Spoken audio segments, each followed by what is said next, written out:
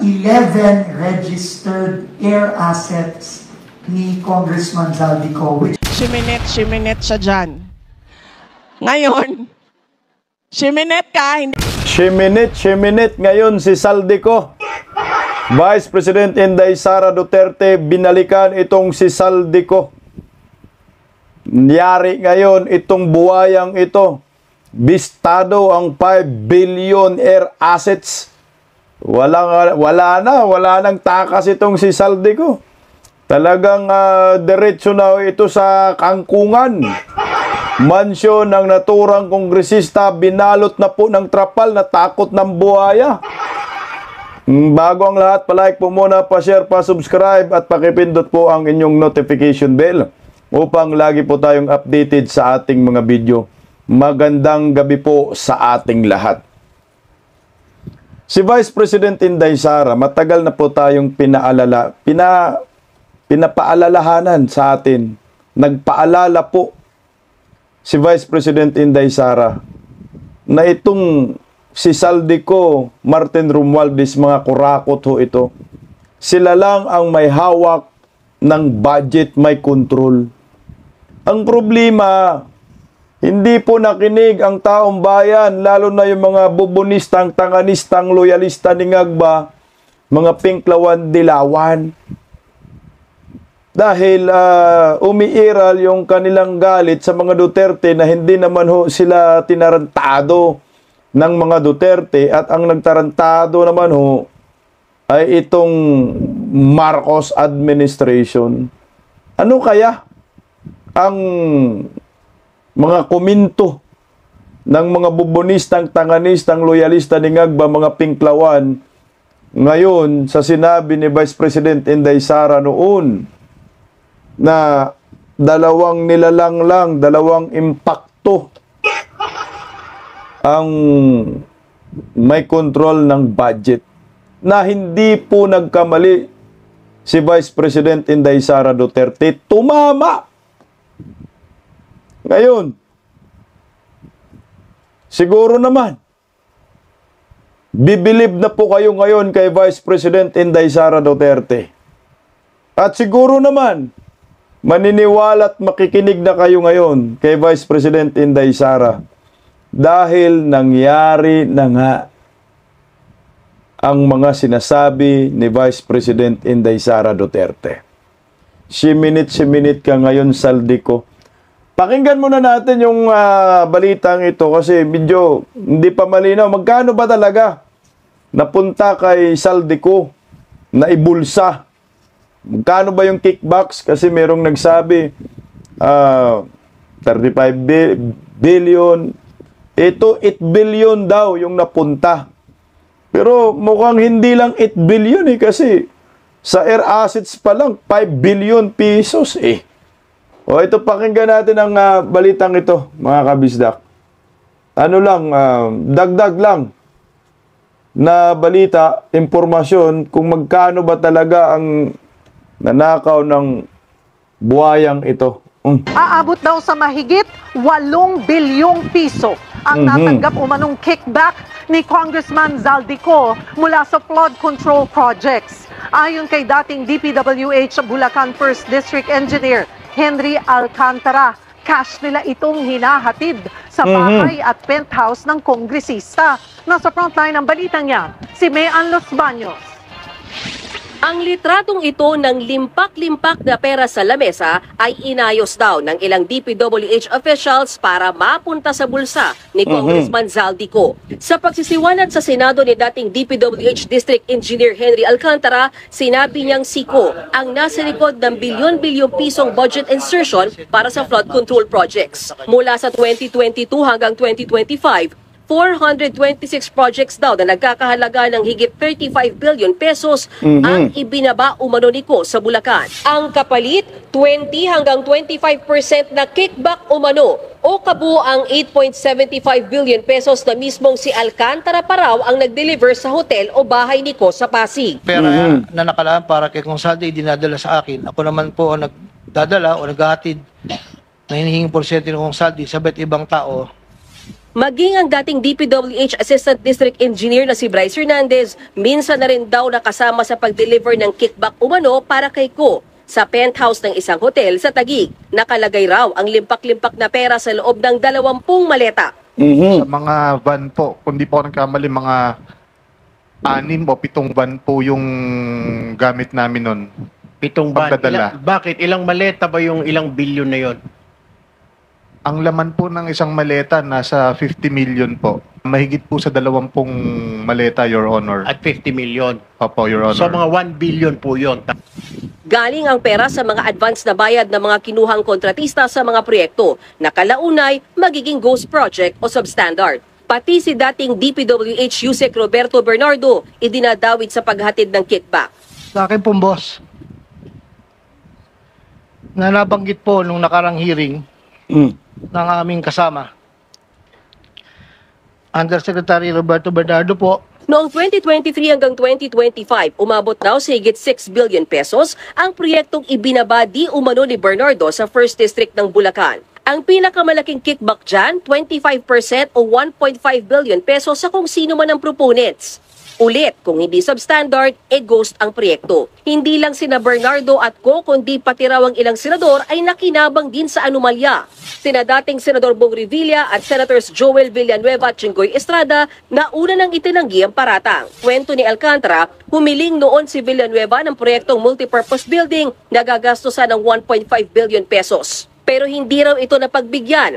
Nauwi daw sila sa flood control projects na ginastosan ng 600 million pesos. 25% siya ang ibinigay raw sa tauhan ni Villanueva. Si Alcantara ulit ang nag-deliver. ang halagang 150 million dila ko sa rest house sa Barangay Igulot, Bukay, Bulacan, na iniiwan ko po sa tao niya na ang nagangalan lang pong Peng. Sinabi ko kay Peng na pakibigay na lang kay boss, tulong lamang yan para sa future na plano niya. Hindi po nila alam na doon galing yon sa flood control. Samantala, wala namang direktang pakikipag-usap si Alcantara kay Senator Estrada. Pero meron daw siyang isinumiting proyekto para sa 355 million pesos na pondo ng senador na nailusot din sa budget. Noong 2024 budget din, nagkaroon daw ng singit sa pondo para sa 3 proyekto sa Bulacan na itinuro raw ni Bernardo na para kay nooy Senator Bong Revilla. 30% daw niya nang ibinigay kay Revilla na tumakbo noon para sa re-election sa Senado. Dawit din sa pag-identify ng flood control projects noong 2022 si dating Congresswoman Mitch Cahayon Uy. Dahil daw sa bigat ng mga akusasyong nakasaad sa nilagdaang salaysay ni Engineer Alcantara, pinayagan siya ng Senado na pansamantalang lumabas at tumungo sa DOJ. Mismong si Secretary Remulla ang sumama sa kanya para i-validate ang kanyang salaysay. Malaking tulong daw ito para malaman kung sino ang pwedeng ipasok sa Witness Protection Program. At nitong hapon, binalik ulit si Alcantara dito sa Senado. Natuklasan din daw ng Anti-Money Laundering Council na 36 ang bank accounts ni Hernandez. Umaabot daw sa 597 million pesos ang kabuuang transaction sa mga account na yan ayon kay Senator Raffy Tulfo. Paano ma-justify na magkaroon ka ng 36 bank accounts? So yung mga pumapasok na milyones at one time, paano ma-justify doon sa bangko? Hindi ko rin po alam, Your Honor. Basta pinapayagan naman po ng mag-deposit po. Inirekomenda ng National Bureau of Investigation ang pagkasampa ng reklamo laban kina Alcantara, Senators Villanueva at Estrada, Congressman Zaldico at dating Congresswoman Cahayon Uy. Posible silang maharap sa mga kasong indirect bribery at malversation of public funds. Bailable ang mga kasong yan. Inanunsyo rin ni Justice Secretary Boying Remulla na pina-freeze na umano ng Anti-Money Laundering Council ang kanilang bank accounts. Pero wala pang kumpirmasyon ng AMLAC kung naglabas na sila ng freeze order. Sa Huwebes, itutuloy ang pagdinig ng Senate Ribbon Committee sa flood control projects. Ito yung nakakainis dyan eh. Kasi yung mga kaso na isasampa, malversation of public funds, billable. Laya din ang mga bugok pala nito. Diyos ko, Ginoo naman to. Ngayon ho, 8 billion daw. Yung mga nakulimbat ni Saldico. Direkta, pero yung proyekto na nakuha, 35 billion. Tandaan nyo po ha, ang pinag-uusapan palang Bulacan. So hindi pa kasama yung Albay, Kabikulan, Bicol Region. Ito talaga. Pati yung Ilocos region, sana po, imbestigahan na natin yan eh. Kaso dinig ko, last na yata bukas, ang Senate Blue Ribbon Committee mukhang hindi na mag-iimbestiga pa. Ano yun? So, mamamatay na yung issue. So, si Martin Romualdez hindi na mapanagot. Wala talagang kwenta kung ganito. Ito. Merisi kang Saldico ka. Makulong ka, nimal ka. Dapat balatan ka, buang ka. Itong si Saldico, no, ang kapalaran nito ay siguro papunta po ito sa pagkabagsak sa kanyang buhay. Pamilya niya damay dahil sa kawalang hiyaang ginawa ho nila ni Martin Romualdez. Pero ako, sa akin lang hindi lang ho ako kontento na dito lang po tayo makapokus kay Saldico. Kasama din po dapat yan si Martin Romualdez. Tingnan mo ngayon, yung bahay ni Saldico sa takot, nakabalot na ng trapal ang buang. Tingnan mo, paano hindi ka makabalot ng trapal? Ayan, nakabalot na ng trapal ang bahay ni Saldico. Natakot na siguro ang mga nakatira dyan, malamang wala nang pamilya dyan ni Saldico, siguro mga nakatira dyan, mga ano na lang, mga tawag dyan, mga katulong, mga katiwala. Yung bahay na yan ay sa ano po yan? No? Saan bang lugar nito? Sa Pasig City, ayan. Sa Pasig City po yung mansion na yan ni Saldico. Pag nakikita nyo po sa inyong mga monitor, inyong mga cellphone, talagang binalot na po ng trapal. Siguro ang purpose niyan para hindi makita yung mga tao doon sa loob, kung sino yung labas-pasok. Dapat ito yung pinuntahan ng mga rallyista sa Minjula. Bakit ay sugo yung sinugod ninyo? Ito dapat, Grabe, ang laki ng mansion na yang bugok na yan. Sa Pasig City pa lang ho yan, Meron din po yan sa Forbes, Makati. Di ba? Meron sa Forbes. Teka lang, check ko po yung yung mansion ni Saldico. Ganon kadaming pera ang ninakaw ni Saldico. Saan ba to? Meron nga, Forbes Park. Meron din siyang sa Forbes Park na mansion, halagang 150 million, ganun yung cost ng mansion. Talagang nakakagalit ho yung ginawa ng mga buaya sa atin. Ngayon, kailan ba maaresto yan si Saldico? Dapat po arestuhin yan Dapat po labasan ng warrant of arrest. Kasi sabi naman ni sabi kasi ng NBI, hindi po pwedeng aarestuhin itong si Saldico kung walang warrant of arrest. No warrant, no action on Saldico. Sana nga ang ginawa ho ng Senate Blue Ribbon Committee para magkaroon lang ng warrant of arrest. Kasi yan, matagal pa yan sasampa ng kaso, diba? Si Boying, sasampa na daw niya ng kaso. Sinubpi na dapat agad to si Saldico, mga nakaraang hearing. Pag subpi na, pag hindi dumating, pumunta, hindi umuwi, isyuhan ng warrant of arrest. Ganyan yung ginawa nila kay Pastor Kibuloy. Diba, Hontivirus? Bakit hindi po magawa ito kay Saldico para maisyuhan ng warrant of arrest at makipag-coordinate sa Interpol, labasan ng red notice para maaresto na itong kawatan na ito. Ang problema nga, itong Senado, takot kay Saldico, duwag. Pambira in-interview, in-interview itong si Lacson kung isubpina ba itong si Saldico. Alam niyo po ba ang sagot ni Lacson? Wala. May pinoprotektahan talaga mga bugok. Sir, si Saldico, ipapatawag din ba? May interparliamentary courtesy. He's still a congressman. And mayroong tradition na voluntarily he can appear and testify or manifest. Pero to send an invitation or even a subpoena, hindi proper. Yung Or kahapon, tradition. Sir, ganito kasi seryoso yung allegations against kanya. Well, regardless, kasi yan ang tradition eh. Dinatnan na namin yan dito. Nangyari yan before sa, I think, sa drugs issue na ako yung chairman ng public order. Nag-request si then Congressman Veloso kasi his name was mentioned. So pinagbigyan ko. And then I gave him first crack. Nag-manifest. Ganun lang.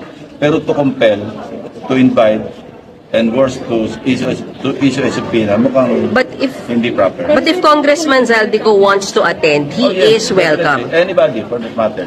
Any communication since last night, sir, with Congressman Zaldico? Wala akong ever. Wala akong communication. Sir, Maski noon. Kasi wala naman kaming personal na. Alam mo, Lacson, hindi ko rin maintindihan itong buwisimento na ito eh. Bakit parliamentary courtesy pa rin yan? Bilyon-bilyon, trilyon-trilyon na ang pinag-uusapan. Ano ba yung magpadala ka ng invitation, tapos pag wala, isuan mo na ng subpoena, ang purpose yan para makauwi. Dahil nagtatago na ang buwang kung saan-saan napupunta, duwag to kay Zaldico. Sa Amerika daw, nasa Europa, ngayon nasa Singapore na naman daw.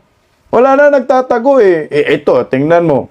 Ang NBI hindi action kasi walang warrant of arrest.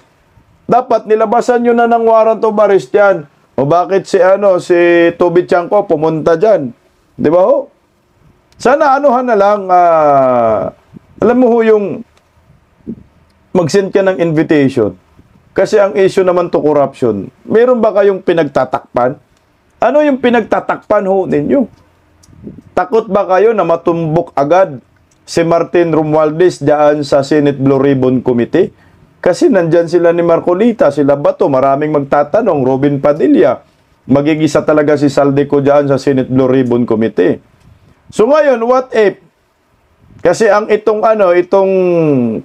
Kongreso, may ethics complaint naman laban kay Zaldico. What if itong si Zaldico ay tanggalin na po nila sa pagkakongresista si Paina? Kaya mo kaya, Lacson, imbitehan, ipasubpina, lawasan ng warrant of arrest si Zaldico? Malamang sa malamang, hindi. Bakit? Puta, mabibisto kayo eh. Masasama kayo. Baka maituro pa kayo ni Zaldico dyan.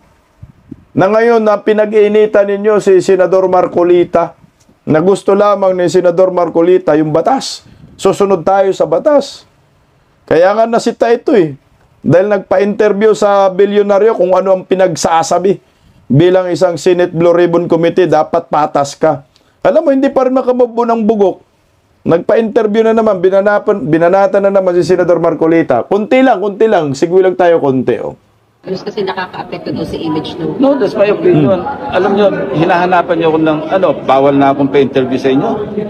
Kung interview nyo ako, puro no comment. Ano ay tsura ko nun? Just because he is complaining. That's my personal opinion. At saka siya na rin nagsabi, at this point, ano yung sabihin natin at this point? So relative, diba? At this point, sabi ko, yun ang tingin ko eh. Anong pakialam niya sa akin kung yun ang pananaw ko? Siya ba, inaawat ko kung ano opinion niya? Diba? Thank you, sir. Salamat po, sir. Hoy, Lacson, komplikado kasi. Magkaroon kayo ng conflict of interest kasi nga, ikaw, chairman ka ng Senate Blue Ribbon Committee. Marami kang pinagsasabi na pabor kay Bryce Hernandez na hindi pabor kay Diskaya. So ngayon, siyempre, si Senador Marcolita, mapupuna ka. Kahit sino pa naman, bakit gano'n? Nagiging bias ka. Bakit marami ka ng pahayag? Laban po dito kay Diskaya at pabor kay Bryce Hernandez. Ang gusto mo kasi madiskarel ang Witness Protection Program para sa mga Diskaya. Matutumbok kasi si Tuta Soto eh. Kumpare ni Tambaluslos eh. Ang gaya nito. Kumanta, di ba? Kumanta si Diskaya. Sinabi si Zaldico, kumukuha ng kickbacks. So, totoo. Yung sinabi ni Diskaya. So, bakit ayaw mong gawing state witness si Diskaya, tumutumbok. Kasi nga, tingnan mo ha, itong si Alcantara, hindi dinawit si Martin Romualdez. Kaya si Alcantara, paniwalaan natin. Pero si Diskaya, pinangalanan si Saldico, si Romualdez, hindi totoo yung sinabi ni Diskaya. Pero ito si Alcantara, si Saldico lang pinangalanan, hindi umabot kay Romualdez, totoo yung kay Alcantara. Ang tanga, no? Halatado kayo na may pinoprotektahan ho kayo. Kagaya ho nitong bumungad ngayon. Paano nyo po ito ipaliwanag na tumatama talaga si Diskaya dito? So ngayon, nakabili na po ng mga air assets ang buang. Mga 5 billion pesos. Saan ang gagaling ho ito? Siguro naman, maniwala na kayo ngayon kay Diskaya na pinangalanan din si Saldico, si Romualdez. Pakinggan natin mga kabisdak. Pero, nag-report na rin po ang KAAP sa mga air assets ni Congressman Zaldico. At ito po ay isasubmit na rin natin sa AMLC, sa ICI, at sa DOJ. Alam niyo naman po, nagsabi na po ang DOJ kahapon na pinapa-freeze na nila sa AMLC ang assets. So, para tulungan natin ang investigasyon ng ICI at ng DOJ, susulat na po kami ngayon dahil nagpadala na po ng sulat ang KAAP sa amin, si General Raul Del Rosario, sa 11 registered air assets ni Congressman Zaldico, which I will show you. So, total of 4.7 billion pesos value of air assets ni Congressman Zaldico registered to various companies outlined here. So first, under Misivis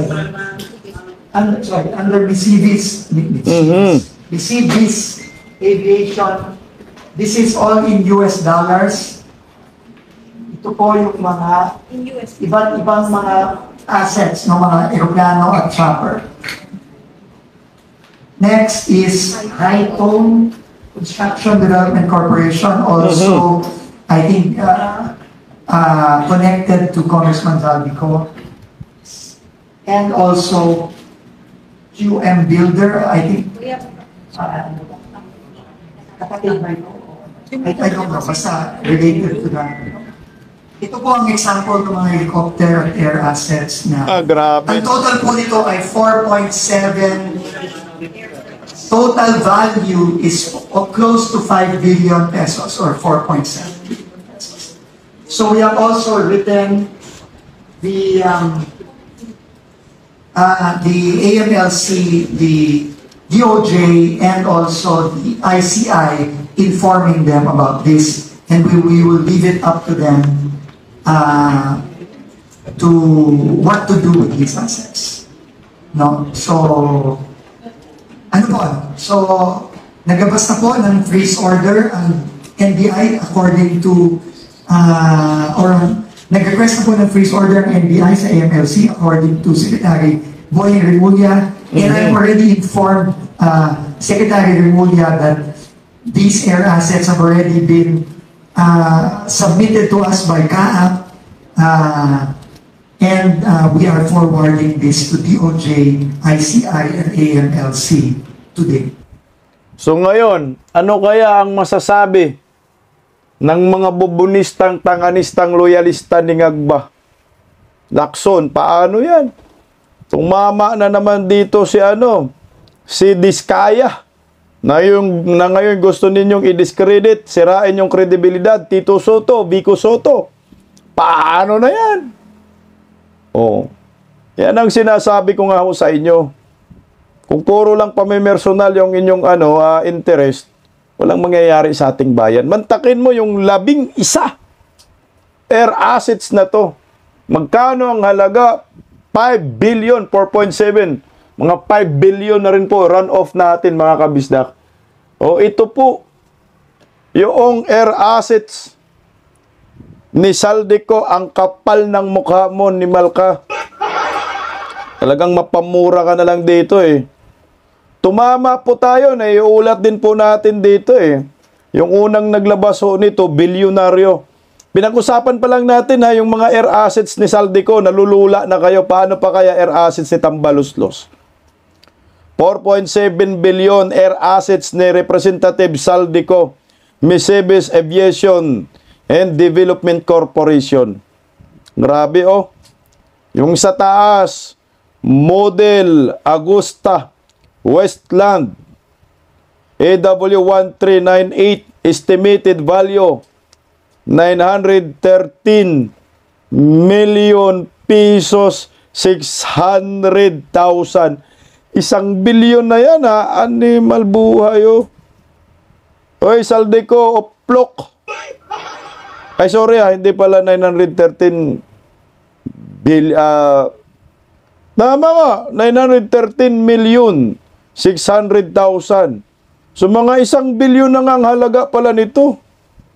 Itong isa, Model Augusta Westland TWW1398, estimated value. Ay pareho lang. Kasi 11 na, 1, 2, 3, 4, 5, 6. Pareho lang pala ito. 913 million. Ito naman, Model Gulfstream 350, estimated value. Na dalawa lang pala. Nalagay ng ng News 5. 2 billion 55 million. Sana all. Baka ito yung sinakyan kay former President Duterte. Model, ito naman, Model Bill 407 Chopper. Halaga 171,300,000. Pareho lang yung kasunod. Model Bill 26B3, estimated value 37,115,000 pesos. Ganong katindi. 11 man daw. 1, 2, 3. Ay tigda 2 ganon. No? O ito. Aircraft, Gulfstream 350. 1, 2, 3, 4, 5, 6, 7, 8, 9. 9 lang, sabi 11. Ito yung nila, ito yung total nila. Ito pala, sorry. Gulfstream 350. 2 billion ang halaga. 2.067 billion. Augusta Westland 1398. Ganyan. 2 pala yun. Tama yun. So magkaiba ng estimate. 913 yun. Dito 918. So mga ganun pa rin. Almost 1 billion. 2 pala yun. Augusta, 396.3 million. Yung Bill 407, 2, 172 million bawat isa. Cessna 414E, Chancellor, 40 million. Bell 206B3, 37 million. Ito pa, 31350, Sheptin, 19.5 million. At total, over 4.7 billion pesos. Bigay po yan ng, ng DPWH, yung mga amount na yan. Ganun po katindi. Itong si Saldico Halimaw, yung binasa ko, ipa-plus ko lang para makita natin. Teka lang. Ito po yun, oh.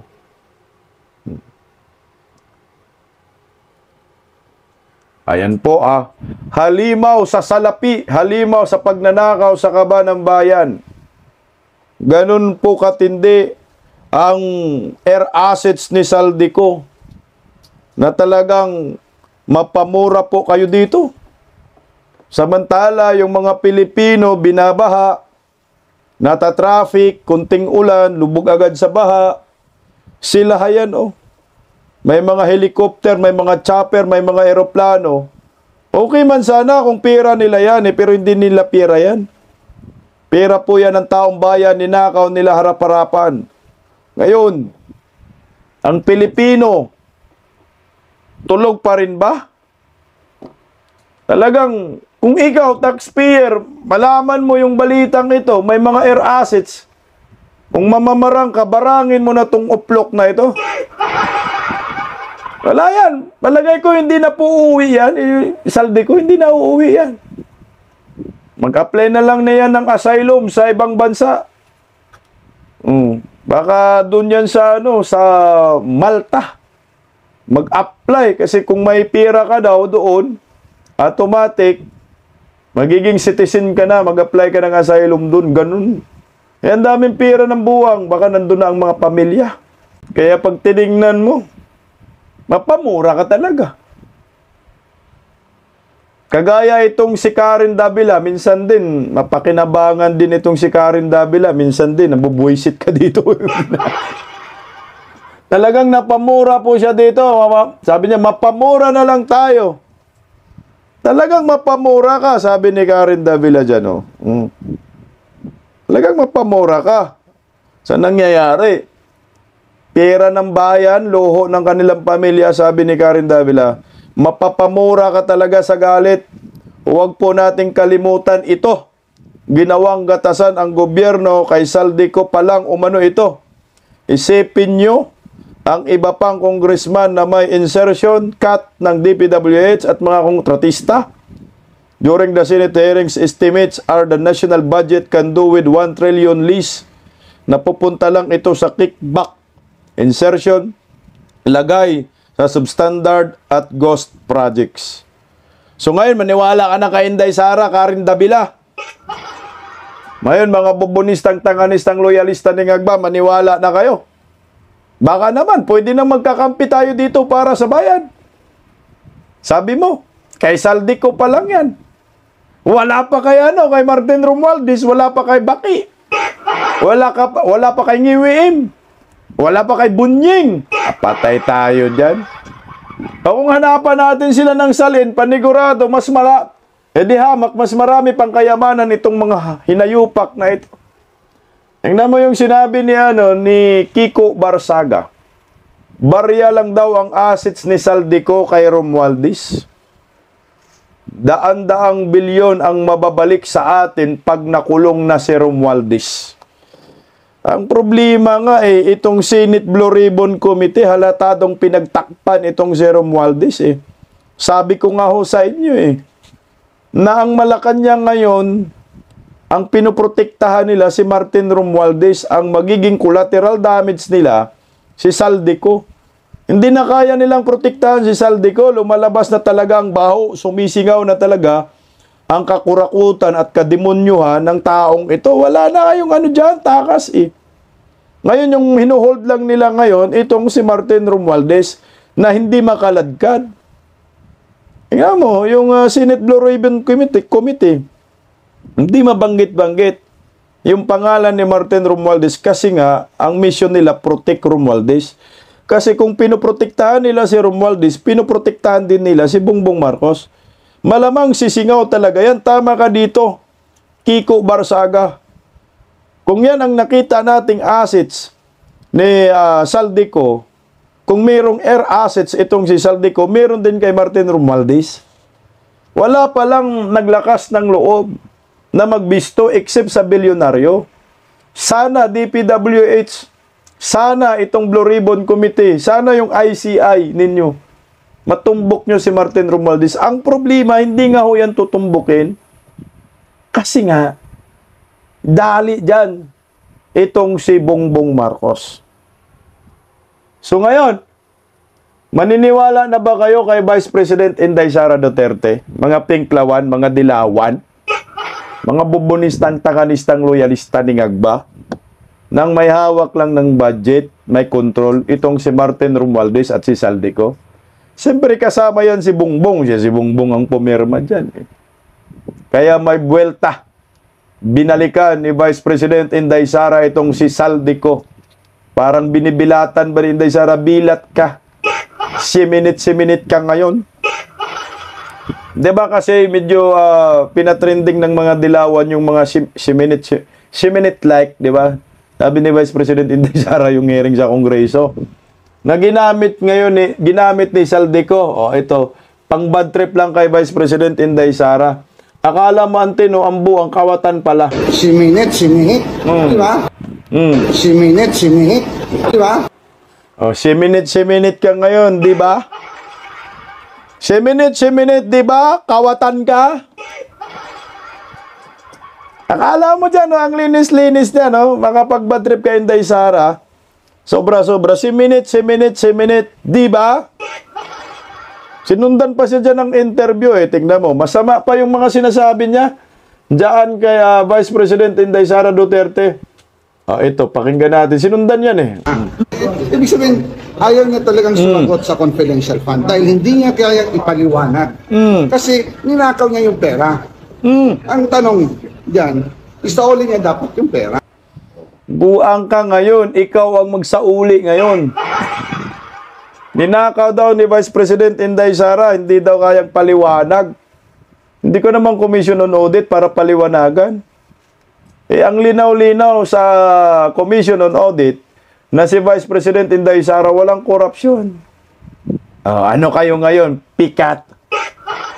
Isauli mo ang bilyonis na pera. Lahat ng mga assets mo, isauli mo. Yung mga mansyon mo, isauli mo. Hindi mo pera yan, buang ka. Nasaan ka na ba? Na impyerno. Makulong ka pagbalik. Kung meron bang hukom bitay, nabitay na ang buang.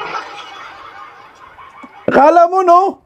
Walang masamang ginagawa. Galit na galit sa 25 million. Pero ito kababalita lang yung News 5. 8 billion. 8 billion yung nakuha mong kickbacks, buang ka. Iyan o, air assets mo 5 billion. Hinatiran ka doon ng 1 billion. Siguro hindi lang 8 billion itong nakuhang na kickbacks itong buang na ito. Marami pang mga district engineer. Sana yung mga district engineer lumabas na kayo, lalo na dyan sa Kabikulan, Bicol Region. Lumabas na kayo, kumanta na kayo, tulungan po ninyo yung bayan. Kung may awa po kayo, ikanta nyo na, ibaon nyo na itong si Saldico. Dahil siya po ang tunay na kawatan kasama si Martin Romualdez. Yan talaga ho yan. Wala na pong iba. Si Martin, nasan si Martin Romualdez ngayon? Wala bang nagtatago ng animal? Tatago na yun. Baka nasa Amerika na nga ho. Baka nagkita na yung dalawang oplok na ito at nag-uusap na. Ganito ang gawin natin. Huwag ka na mong umuwi. Kung umuwi ka, huwag mo na kaming idamay. Sana makukonsensya ang buang na ito, no? Okay, si minute ka ngayon. Ngayon, ito pa, meron pa siyang interview. Balikan lang natin. Bago natin pabueltahin si Vice President Inday Sara na ang feeling mo, hindi makurakot ang mga hinayupak, itabladong mga kurakot. Nagkakaroon ng corruption once yan hinawakan. Katulad ng confidential fund. Hinawakan mo yan, paano hindi ka matitap? Binigyan ka ng 125 million, binigyan ka pa rin. Isipin mo in 11 days, tinalo pa si Napoles, nagastos ka agad in 11 days. Si Napoles, 60 days lang. So, kailangan mo lang doon, resibo. Ang galing ng demonyo, no? Talagang, talo pa daw si Napoles, mas malala pa kayo ngayon kay Napoles. Si Vice President Inday Sara may resibo, may report sa COA. Si Vice President Inday Sara sabi ng COA, unmodified opinion. Sumunod lahat. Pero kayo, mga hinapyupa kayo, magbayad kayo sa maraming Pilipino, mabilanggo kayo na habang buhay, dapat ibalik ang hukom bitay para mauna na itong si Tambaloslos at si Saldico. Meron pa naman hukom bitay, ha. Suspendido lang naman, ha. Kumbaga, hindi pa pinapatupad. Pero may hukom bitay ang Pilipinas.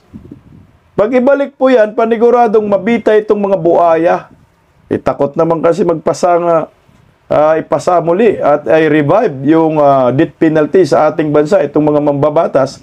Kasi panigurado, sila po ang mauna nito. So ngayon, sino yung tama? Sino ang paniwalaan natin? Hito kayo ngayon. Di ba tama si Vice President Inday Sara? Nang tunay na mga kurakot ito, Martin, Marcos, at Saldico. Imposible pag hindi pa tayo magising dito. Panoorin, pakinggan po natin si Vice President Inday Sara. Ito yung buwelta niya. Kung yung budget mo na sinubmit ay yun ang lumabas at pinapapirmahan sa iyo. Pumirma siya ng budget na may mga blanco. Si BBM yan. Hindi pwede yun. Anong tawag nun? Ang tawag doon ay culpable violation of the Constitution. Ano sa Tagalog yun? Paglabag sa saligang batas. Yan. Ito sa sinasabi ni Vice President Inday Sara maliwanag. Ba't ka nagpirma ng blanco? Bongbong Marcos. So dito pa lang, alam na natin kung sino yung punot dulo nito. Alam na natin kung sino yung kasabwat. Alam na natin kung sino yung tunay na sindikato at mafia sa bayan. Saldico, Romualdez, Bongbong. Ba't ka pumirma? Malamang, kasabwat siya. Bakit nagkaroon ng budget ang mga yan kung walang pirma ni Bongbong? Dito pa lang, sa pool na tayo dito eh. Tuloy tayo.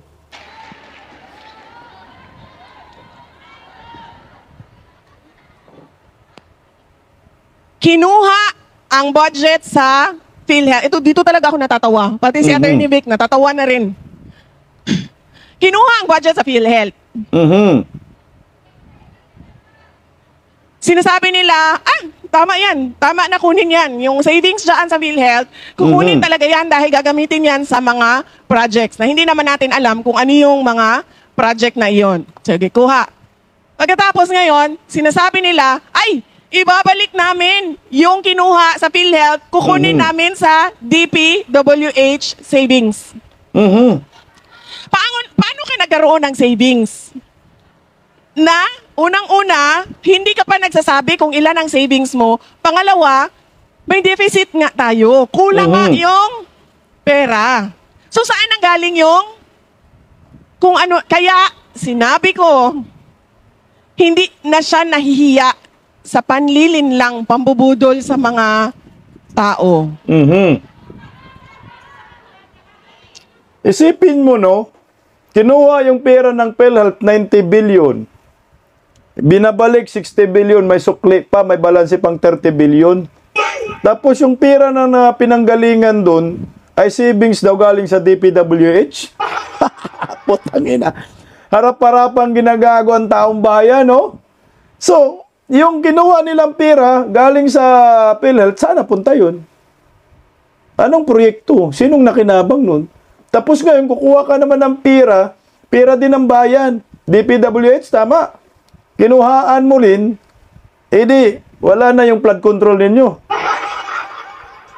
So, galing sa kickback, yung 90 billion, putang ginagago tayo ni Bongbong.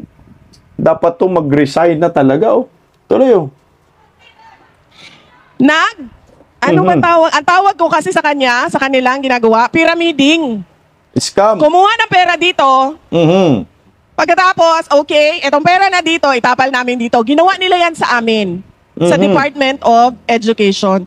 Kung maalala ninyo, ay nag-resign ako sa Department of Education noong 2023. July 2024, nag-resign ako sa Department of Education. Ano yung isang rason sa sinabi ko? Ang sinabi ko doon, wala namang ibang nagdidesisyon sa budget eh. Si Martin Romualdez lang at si Zaldico. Tama. Diba? Nung nagsalita ako ng ganon, hindi sila sumagot. Hindi nila dininay. Ang sinabi lang ni Zaldico, shiminet siya dyan.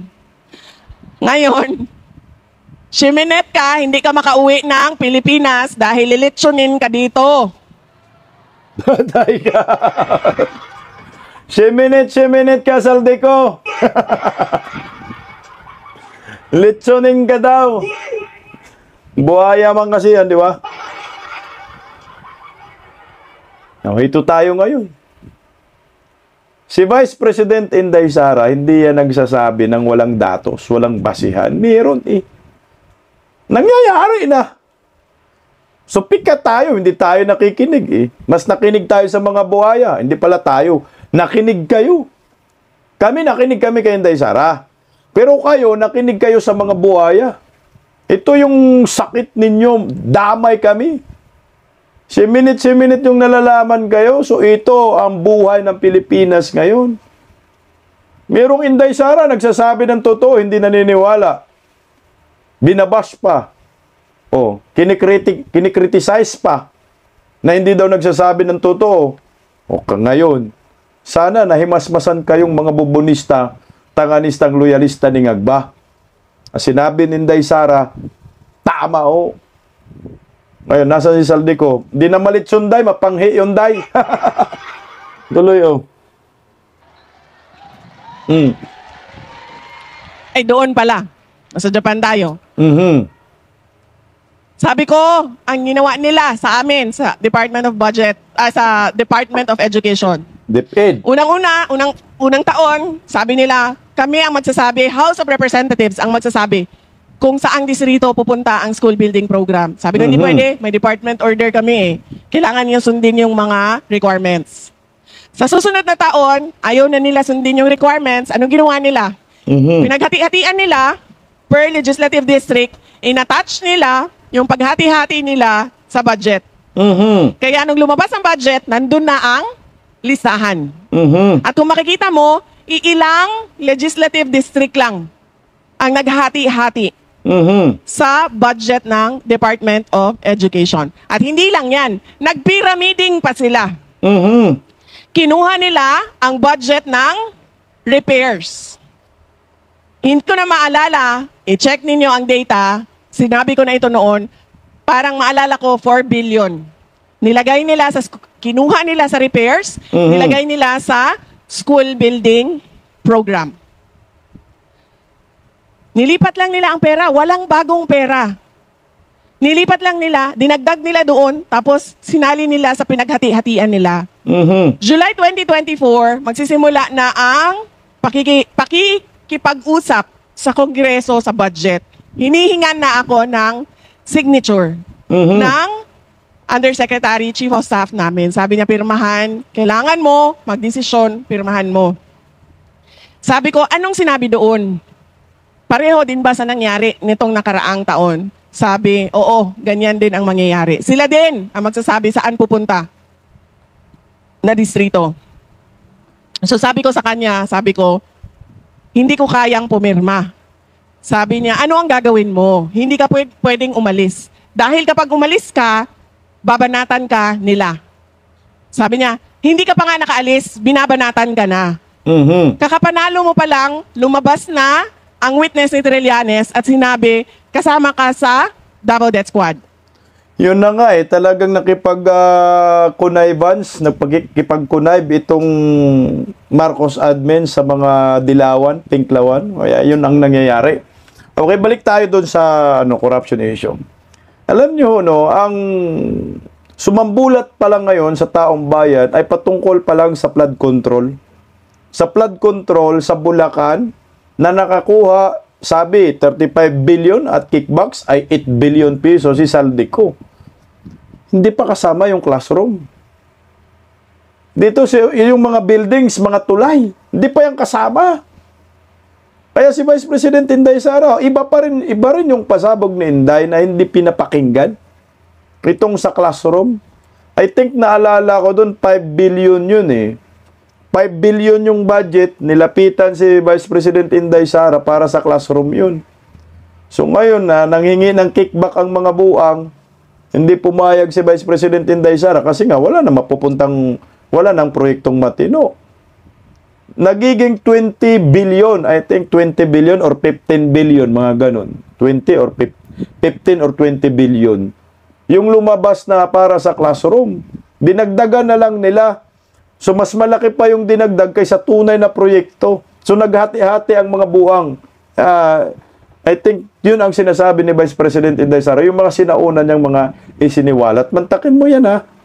Hindi pa yan kasama. Paano pa kaya pag nasama na yan? Ni Malcang Saldico ka, Martin Romualdez. Tuloy tayo. Diba? Hindi nakaupo ka na cabinet secretary, lumabas na si Lisa Marcos at sinabing, you crossed the line. Sabi niya, kapag umalis ka dyan, yan lang yun ang nagpipigil sa kanila. Yung posisyon mo sa DepEd ang nagpipigil sa kanila na hindi ka tuduhan ng atake. Sinabi ko sa USEC, sabi ko, hindi ko kaya. Okay na lang. Sabi ko sa kanya, hindi ko ibibigay yung pirma ko. Impeach na lang nila ako. Ayun nga ang nangyari. So, papirmahin si Vice President Inday Sara para sa korupsyon. Tama ba? Para sa pundo. So, hindi pumirma si Inday. So, ito na talaga ang dahilan. Tuloy, oh.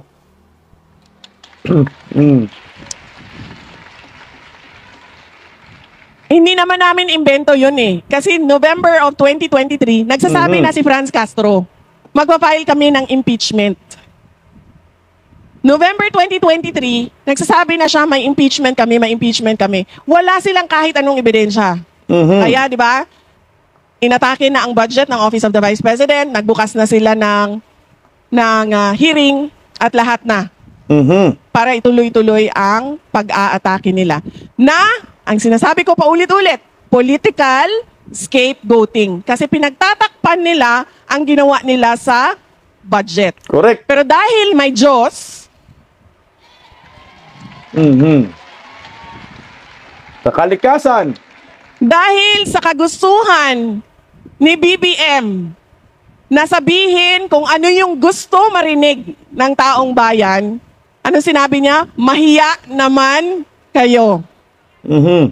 Dahil sa kagustuhan niya na pataasin ang kanyang ratings, nagbumirang.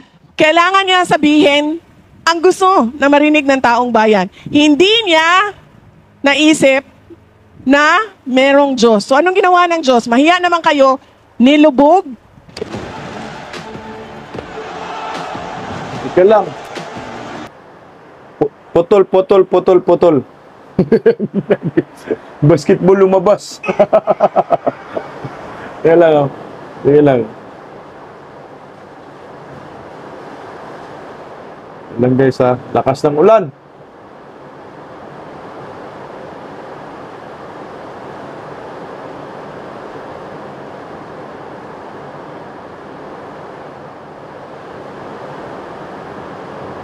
Baha ang Pilipinas. At ngayon, lumabas na ang sa DPW. Lumabas na ang buhaya, ma'am, kasi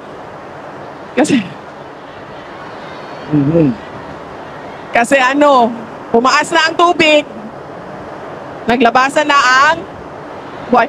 Uy! Sandali. Nakita ninyo yung buhaya namin sa Davao?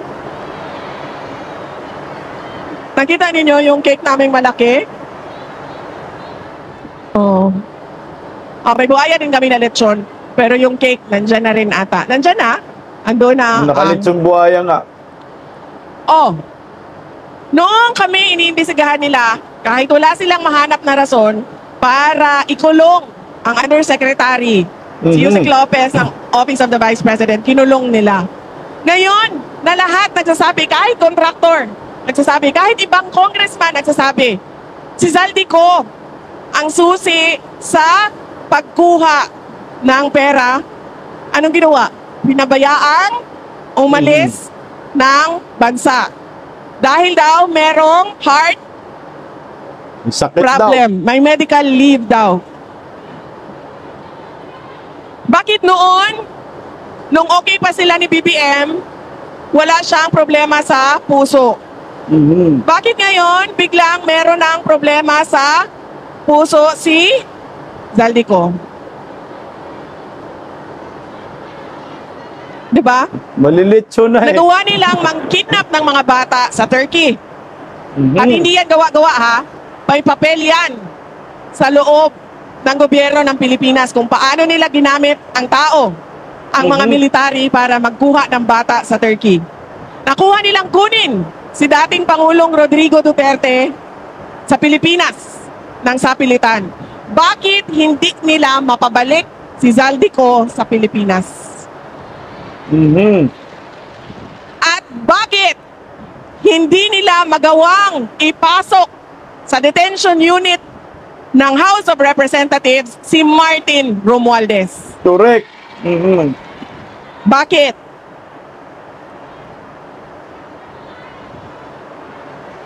Kasi hindi siya sincere. Hindi siya tapat sa kanyang mga dapat gawin. Unang-una, hindi na nga niya alam kung anong gagawin. Pangalawa, hindi pa siya tapat sa kailangan niyang gawin. Yan ang kalagayan ng ating bansa ngayon. Yan ang pagkakamali natin. Mapya nga, day. No? Mapya talaga ang gobyerno. Talagang hindi po nila, ako sa akin, murang hindi po nila yan papauwiin si Saldico eh. Kasi pag papauwiin nila, mabibisto ho sila eh. Lahat yan, damay-damay na yan, maniwala ho kayo. Magiging sacrificial lamb ka yan. Yan ang magiging collateral damage ng Marcos admin dahil bistado na sila. Ang tanong man dito, papayag kaya si Saldico na magiging collateral damage siya? Kung ako naman Saldico, ay kanta ko na lahat. Isabi ko na kung sino yung mga kaibigan ko, kung sino yung mga kasabwat ko. Isabi ko na, kasama si Martin Romualdez Bongbong. Kung ako naman, kasi ako sa akin na delikado buhay rin ni Saldico eh. Sindikato to eh. Malaking sindikato to ngayon sa ating bayan. Na itong si Saldico, miyembro. Kasama yan sila ni Tambaloslos. Pag umuwi yan, gurgur yan, maniwala kayo. O sino ba yung mga matalik niyang kaibigan na paniguradong sama-sama sila dito babagsak? O? Top 3 friends in Congress. Well, personally ko, everyday kasama ko si speaker. Every day nag-focus group discussion kami. Si DS JJ Suarez, Congressman Suarez, si Don Gonzales, Senior Deputy Speaker. Lagi yun namin pinaplano everyday. Nagpa-plan kami what's good for our country, what's good for Congress, what's good for our people. Nimal tong buhaya na to, no? Yun, 4 sila, nagpaplano daw para sa kabutihan ng bansa natin. Pero para pala sa kabutihan ng kanilang mga bulsa. Dong Gonzales, oh. Bakit hindi pa naimbestigahan yan? JJ Suarez, Martin Romualdez, patay, damay-damay talaga to, maniwala kayo sa akin. Kaya ngayon, yung mga kongresistang ito, mga kaibigan ni Martin Romualdez, Saldico, nagpipigil na rin yan sila na wag umuwi itong si Saldico kasi pag umuwi ho, panigurado, dali silang lahat. Wala na, bagsak sila ngayon. Kaya dapat din protect Saldico. Bakit? Siyempre baka mag-gurgur si Saldico. Siya yung missing link na sinasabi natin. Protect the missing link. Kasi si Saldico lahat yung magsasabi ng katotohanan. Si Saldico lahat yung makapagkwento kung sino yung mga kasama niya. Siya yung missing link. Kaya sabi ko nga kanina kung ako, sana si Saldico lalabas after 2028 na lang, next admin na lang, or kung si Vice President Inday Sara maging presidente na ngayon, saka ka na umalis. Kunyari, before end of this year, si Inday Sara maging presidente na. O, saka ka umuwi, Saldico, magpaprotekta kay Vice President Inday Sara kahit galit si Inday Sara sa'yo. At isabi mo lahat ng katotohanan. Ikwento mo kung sino yung mga kasabwat. Ikwento mo kung sino yung pinakahid ng sindikato. Kasi kung ngayon uuwi si Saldico, malamang sa malamang, delikado ang buhay niya. Baka magugurgor pa to. Sayang yung mga testimonya. O kung hindi naman siya magugurgor, baka majiki na naman ni Bunying. Gagawa naman ng script. At hindi magsabi ng katotohanan. At akuin na lang lahat. Ako lahat. Hindi malaglag si Martin Romualdez. Hindi malaglag si Bongbong Marcos. Kumbaga magkaroon pa rin ng pagtatakip sa katotohanan. Kung sila pa rin mag-imbestiga. Wala tayong tiwala sa kanila. Kaya maganda ho sana, Saldico. Sumuko ka na lang kay Vice President Inday Sara. Kung gusto mong umuwi, sumuko ka kay Inday Sara. Nagkwento ka lahat. Magkumpisal ka lahat ng mga kababalaghan ho ninyo. Sabi mo kung sino yung mga tao. Or mag-videotape ka. Tapos magpanotaryo ka. Lahat ng mga salaysay ka. Malamang sa malamang, hindi ka tatanggihan ni Vice President Inday Sara. Isi-secured ka niya. Kung ikaw man ang susi ng lahat ng katotohanan para matukoy ang mga kawatan sa gobyerno at mga kasabwat mo sa paglima sa kaba ng bayan, hindi protect na lang, protect Saldico na lang para lalabas at sisingaw ang tunay na baho. Kasi kung makuha to nila ni Bunying, Makuha to nila ni Martin, makuha to ni Bongbong, wala na. Matik linis ang pangalan ng mga yan. Kaya nga may ICI sila, di ba? Yan may ICI sila, yan po ang pagtatakip sa katotohanan. Paggising sa umaga, tanghali at gabi, nakikita ko ang post niya, ang hapdi. Paano nga ba to? Di ako makatanggi. Watch ko na lang at isipin ng mabuti. Bisdak Pilipinas. Bisdak, tinig ng katotohanan. Sa bawat vlog may laban sa kasinungalingan. Mulat ang mata, gising ang masa.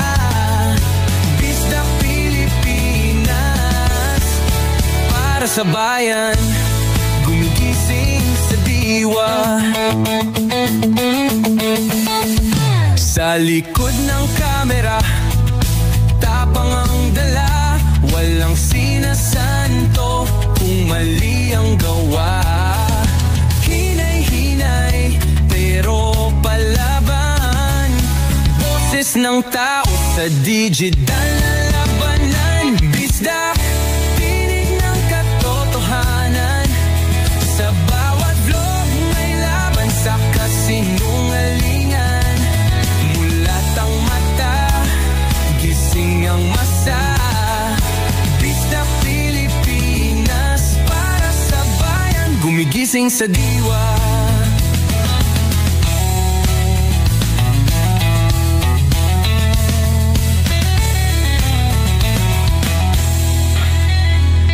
Hindi artista, hindi politiko, pero ang katotohanan, sigaw niya ay buo. Sa YouTube o Facebook man siya makita, may aral ka pa rin, may uwi sa bawat salita. Bisdak, gising sa katotohanan, di lang kwento, kundi panawagan. Sa bawat Pilipinong naghahanap ng liwanag. Bisdak Pilipinas, kasama sa pagbangon ng bayan. Bisdak Pilipinas, boses ng masa, gising ang diwa. Sa vlog mo, may pag-asa.